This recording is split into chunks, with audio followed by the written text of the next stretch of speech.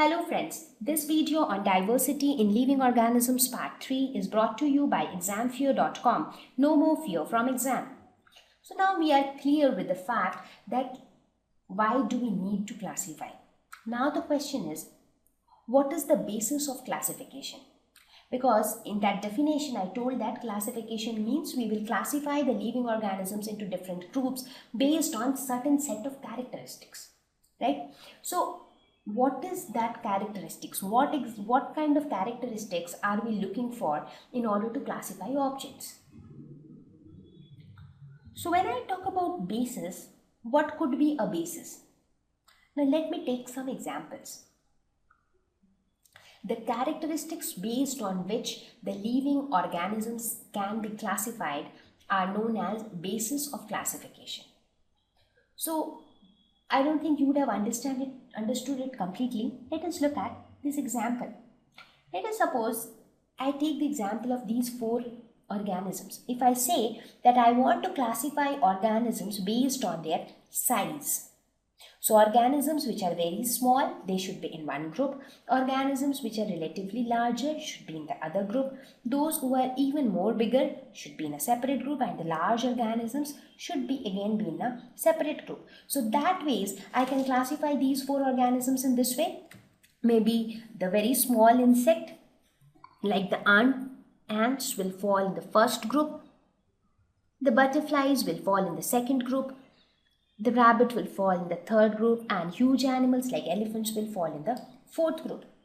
So when I classify organisms like this, then what am I doing? I am actually here classifying the organisms based on size. Right? Not only size, now let us suppose if I say that I want to classify organisms based on cellularity. What is cellularity? That means the number of cells constituting that organisms. We have already spoken a lot about cells, right? What are cells? They are the fundamental building block of each living organism.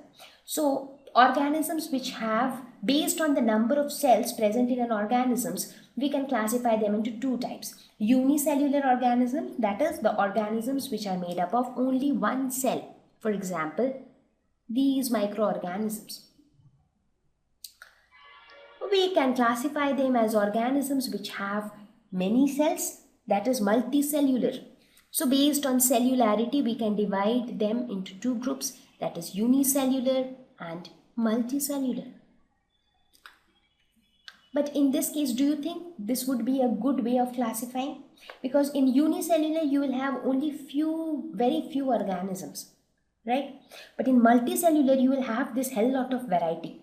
Plants are also multicellular, humans are also multicellular, the aquatic animals are also multicellular, the aquatic plants are also multicellular, the birds, fishes, everything is multicellular. So all of them will fall in the same category. So that means you'll have it will be like some few things will be in unicellular, rest everything else will be in multicellular, right? So even that is not a good way of classifying organisms, because even though you are making all the objects like human beings, fishes, birds into one group, but they all do not share all same characteristics, right? But this can be one way of classifying organisms. Not only that, we can also think of classifying organisms based on habitat.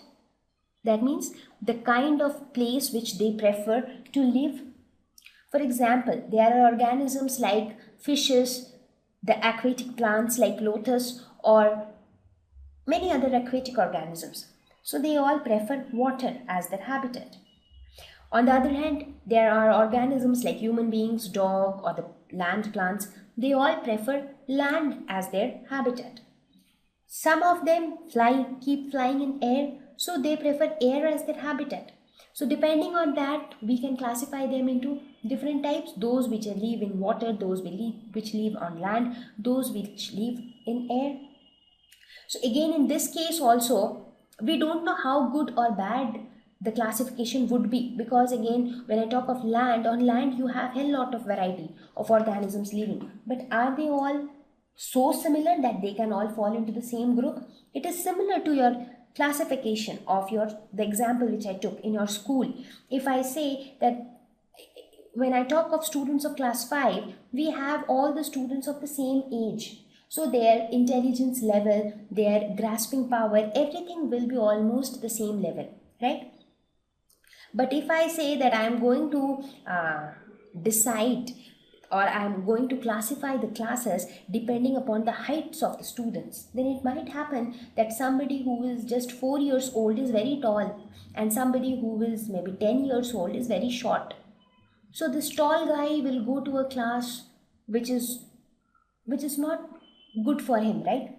So if I start dividing the classes, or if I start grouping the different classrooms based on heights of students, is that going to be a good classification?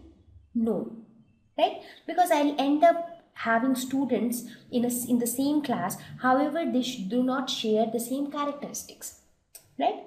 So similarly, but here what I'm trying to say you is there can be many different bases of classifying things. You can classify objects based on size, you can classify organisms based on cellularity, you can classify objects based on their habitat, you can also classify objects based on their body organization. What do I mean by body organization? It means how cells are organized inside their bodies. For example, when I talk of human beings, how are the cells organized inside our bodies? The cells together form tissues, right? We have spoken about tissues also. The tissues together will form different organs. The organs together will form the organ system, and the organ system will end up in forming the organism. So in human beings, what happens? The cells together forms tissue. The tissue will form the different organs like the kidneys, the liver, heart. The different organs will form the different organ systems. For example, the circulatory system, the digestive system, the excretory system, the respiratory system. And these all organ systems together will make this organism, that is the human being.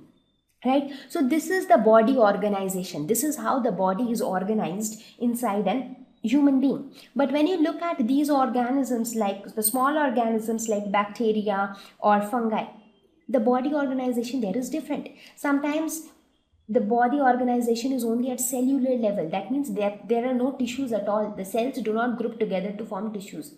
In certain animals, the tissues do not group together to form organs. There are tissues exist inside the body, but they do not group together to form organs. So you do not have separate organs like liver or kidney or heart.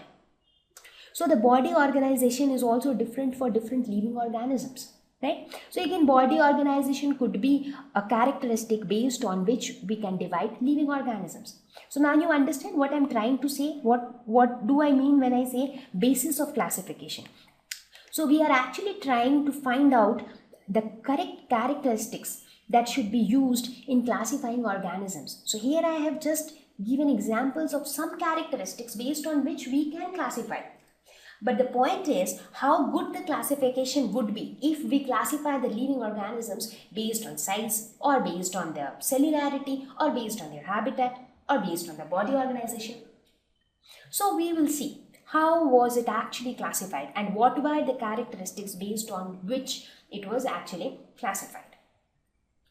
So the first scientist who attempted to classify living organisms was Aristotle. He tried to classify the living organisms. And what was his basis of classification? On what basis he tried to classify organisms?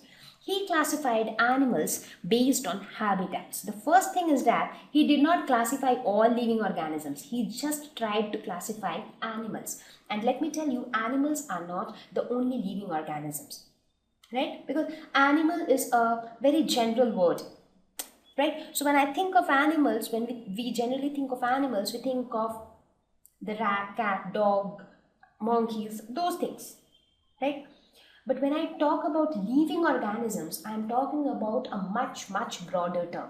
So the living organisms are going to include everything. It is going to include the microorganisms, it is going to include the plant kingdom, it is going to include the human beings, the animals, it is going to include everything actually, right?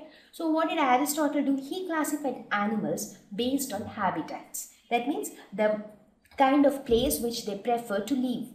So based on that, he classified animals into three categories. The terrestrial animals, that is the land animals, those who prefer to live on land. For example, human beings, dog, elephants, cat, rat, so many other. The water animals, that is the aquatic animals, which would include fishes, whales, sharks, the starfish, octopus. So these are some animals which live in water. And the aerial animals, that is those which prefer, those who are capable of flying and they spend a lot of their time in air, like birds, bat, right? So this is how Aristotle tried to classify living organisms.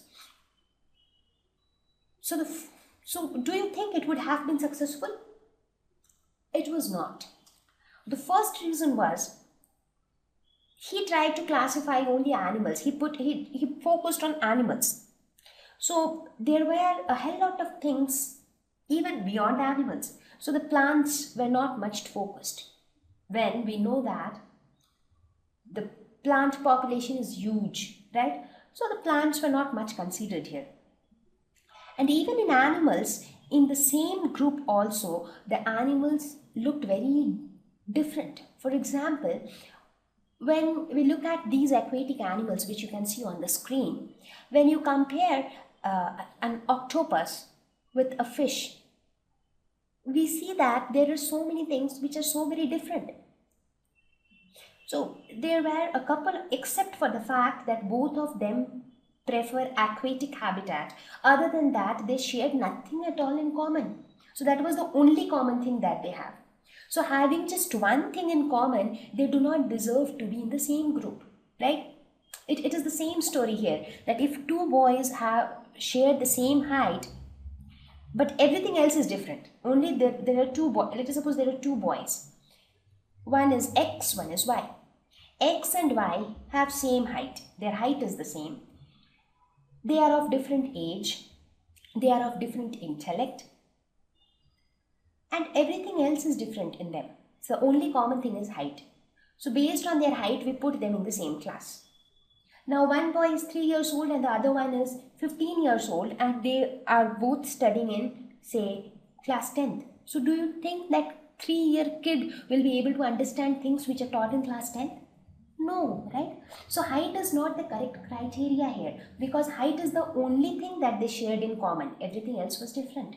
So the same thing was observed here, that even though the organisms fell in the same group because they shared the same habitat, but sharing the same habitat was the only thing that they had in common. Similarly with bats and the birds. The birds and the bats, they did not share much in common, but still they fell in the same group.